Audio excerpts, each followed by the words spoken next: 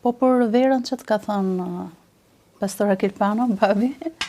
Vera është gëzuar. Bekim nga Zoti për pa u dehur. Çfarë i mungon idealit të rritur në kish nga një djalë që është rritur në rrugë? Asgjë.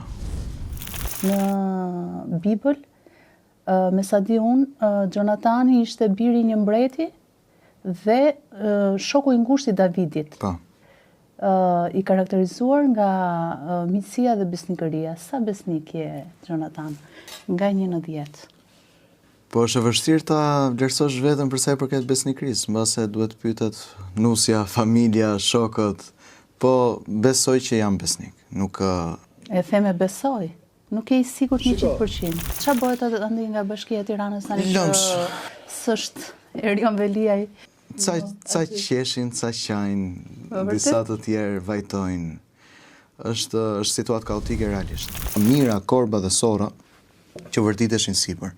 Kjo është e tmerrshme vërtet. Ato mbeturina i merrnin edhe pastaj përhapen në të gjithë Tiranën dhe në darkë një pjesë atyre korbave flein nën strehan e varreve në varrezat e Sharrës. Ferri vet, beson më shumë në këtë rast tek dora e Zotit apo dora e Diramës?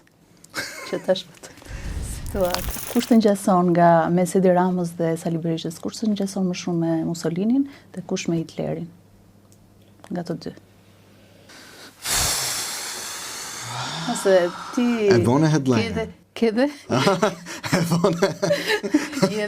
Gjonatan Pano, 2 pika. Edi Rama si Hitleri. Përderisa mendon Edi Rama për këtë gjë, mos mendojmë dhe ne.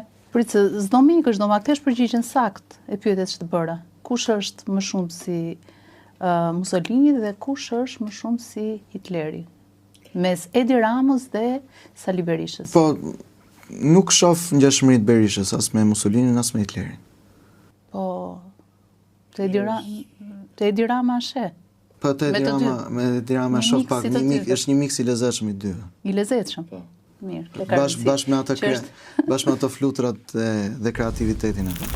Ajo kënga o dhëndër ku vete kështu, ku po të çon kjo dhëndëria?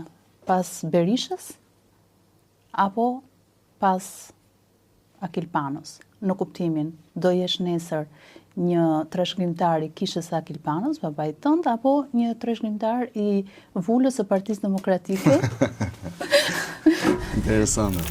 Shiko, brenda Partisë Demokratike ka është situatë shumë e zjarrt, e ndezur si thua, edhe pse qielli është blu. Dhe gjithçka tjetër është blu. Qielli është gjithmonë blu. Po sidomos për Partinë Demokratike. Dash Sula, që është një personazh që është bërë dhe ai viral këtë periudhë të zgjedhjeve, iku shumë i zgënjur. Kështu do. Në një familje të jesh, 2 vëllezër të jenë, mund të zihen dhe ngushtë me njëri tjetrin. Po është përgjegjësi pastaj edhe e atit edhe babait që të sjellë pajtimin edhe atit shpirtëror Sali Berishës. Tani me që jemi të ky show politik se është bërë si këto hit paredet ose ku diun spektakël më vete, kjo puna e listave të hapura dhe të mbyllura. Në një përkthim kështu ship në listat e mbyllura, nëse të ka shumë xhan kryetari, në këtë rast Sali Berisha. Nëse të lë në listat e hapura, nuk të ka dhe aq xhan. Në rastin tënd, si mendon? Po nëse Edi Rama kujtohet nga që të dëgjon ty që thua Ministria e Familjes dhe në fakt të tërheq si koncept. Si logjik, të bën një telefonat të fshehtë dhe të thotë, hajde nga unë sot bëj unë ministër të familjes dhe trajtoj Berishën? Po nuk ka aq kapacitet e Rama sa më ble. Pra, unë s'tash të mblej me para. Prindërit e mi kanë 30 vite të martuar. Dhe në ato 30 vite ka patur zënka, po ka pas sa dush. Ka pas keq kuptime, po. Ke qenë dëshmitar ti zënkave të prindërve? Ti ke qef edhe qitjen me sa ti. Shumë. Të gjuash në poligon. Bashkë me babin, apo jo? Po. Të zbesoj se del të gjuan kështu? Jo, në Amerikë kur jemi, shkojmë edhe për gjuhë e tij edhe në poligon jashtë.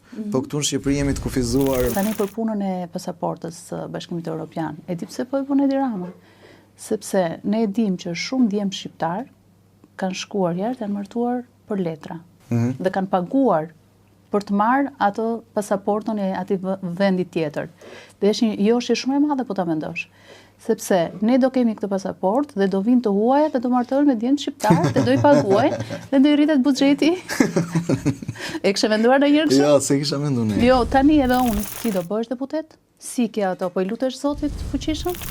Nuk e di çfarë fryma do sesh ndryshe nga deputetët e tjerë. Se kur shkojnë atje, e di si duket, sikur të gjithë bëhen deputet për të bërë qef pastaj.